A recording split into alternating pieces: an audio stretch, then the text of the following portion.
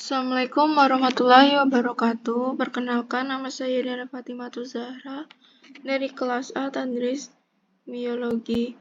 Di sini saya akan menyampaikan materi mata kuliah dari Botani Tumbuhan Tinggi mengenai morfologi organ generatif tumbuhan tinggi. Yaitu langsung saja. Yang pertama itu ada pengertian bunga, di mana bunga adalah organ reproduksi seksual yang terdapat pada tumbuhan yang berbunga. Bunga muncul secara bersama-sama disebut sebagai bunga majemuk atau inflorescence. Contohnya itu pada anthurium dan bunga matahari. Penyerbukan dan pembuahan berlangsung pada bunga.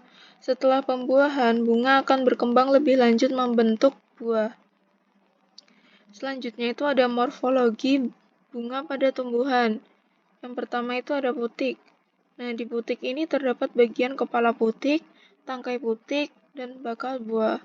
Selanjutnya itu ada bakal biji, tangkai bunga, dasar bunga, kelopak bunga, mahkota bunga, dan benang sari.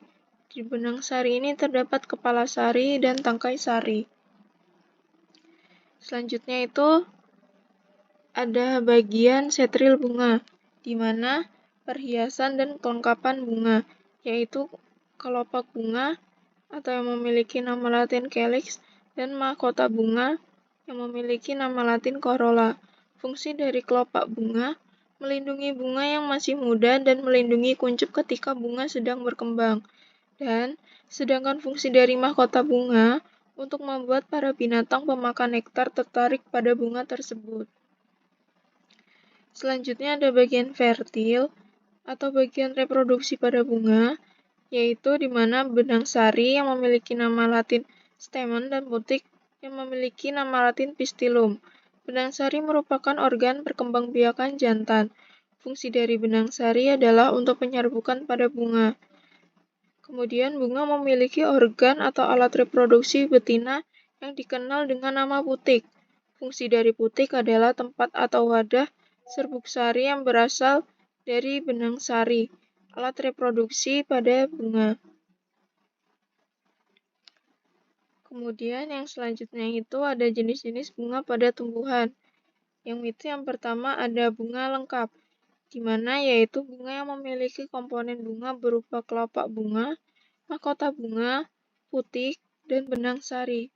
Contoh spesies bunga lengkap yaitu ada bunga sepatu dengan nama latin Hispicus rosa sinensis dan bunga trompet emas yang memiliki nama latin Alamanda catarrhica.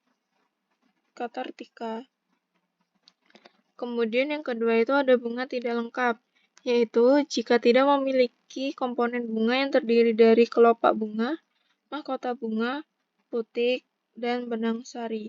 Contohnya bunga tidak lengkap itu ada bunga kelapa atau yang nama latinnya itu manggar, dan bunga papaya yang memiliki nama latin Carica papaya.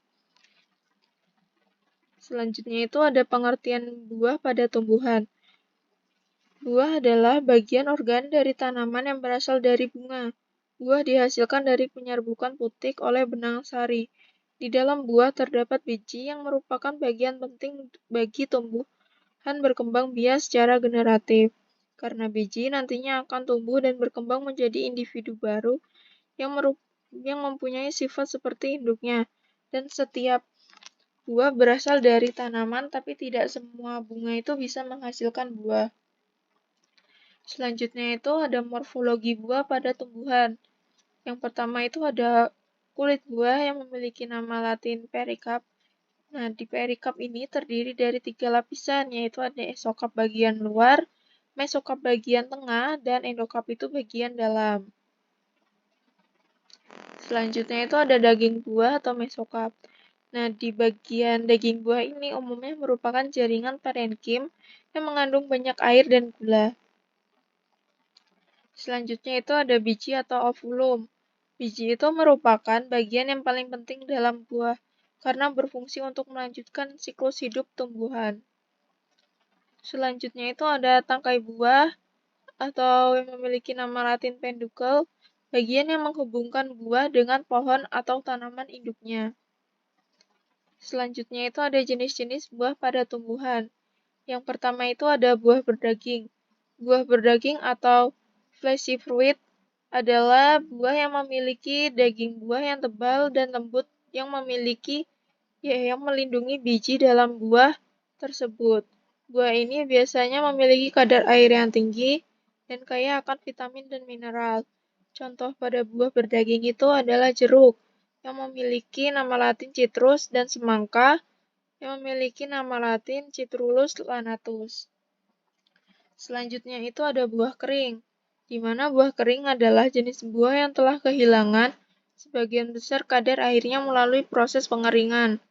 Buah kering biasanya memiliki rasa manis yang kuat dan teksturnya yang keras, padat, karena kehilangan sebagian besar airnya. Contoh dari buah kering itu ada kurma, yang memiliki nama latin Ponix dactylifera dan almond yang memiliki nama latin Prunus dulcis.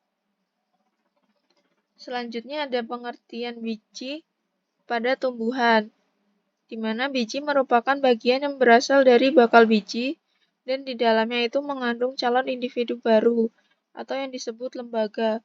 Di lembaga akan terjadi setelah terjadi penyerbukan atau persarian diikuti oleh pembuahan. Nah, di sini terdapat morfologi biji pada tumbuhan, yaitu yang pertama itu ada kulit biji atau yang memiliki nama latin itu spermodermis.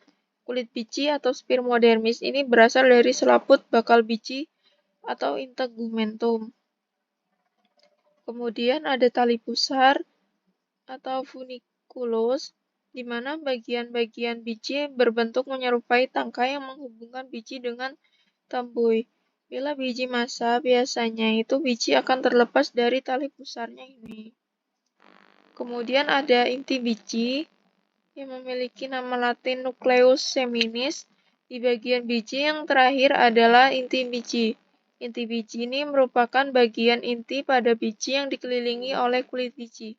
Inti biji ini terdiri dari lembaga atau yang disebut dengan embrio, calon akar atau radikula, daun lembaga, kotiledon, batang lembaga, cauliculus, dan putih lembaga atau albumen. Kemudian itu terdapat jenis-jenis biji pada tumbuhan. Yang pertama itu ada biji terbuka, di mana biji terbuka itu biasanya disebut dengan gymnospermae, merupakan tumbuhan yang bijinya tidak tertutup oleh bakal buah. Bakal bijinya sendiri terbuka dan terletak di bagian permukaan bakal buahnya. Bakal buah tersebut tumbuh di luar megasporofil. Megasporofil itu adalah sisi pendukung bakal biji yang berkumpul jadi satu dalam bentuk strobilus berkayu. Tumbuhan biji terbuka ini memiliki ciri-ciri gymnospermae antara lain tidak memiliki bunga sejati dan mahkota bunganya tidak ada. Selanjutnya itu ada biji tertutup, di mana tumbuhan biji tertutup atau angiosperma itu mempunyai ciri khas di mana seluruh tumbuhan yang termasuk ke dalam tumbuhan berbiji tertutup memiliki bunga. Tumbuhan berbiji tertutup dibagi menjadi dua, yaitu ada tumbuhan berbiji tertutup monokotil dan ada yang dikoting atau berkuping dua. Tumbuhan berbiji tertutup yang termasuk tumbuhan monokotil biasanya mempunyai biji tunggal yang bukan merupakan tumbuhan yang mempunyai kayu karena tumbuhan bertipe monokotil ini biasanya tidak memiliki kambium. Oleh sebab itu, tumbuhan biji tertutup itu dengan tumbuhan dikotil biasanya mempunyai bentuk fisik berupa semak atau pohon dan perdu. Tumbuhan jenis ini mempunyai tipe kayu dan batang yang keras, berkambium serta bercabang. Sistem perakarannya itu tunggang dan jumlah mahkota bunga tumbuhannya itu berkelipatan 2 atau 5.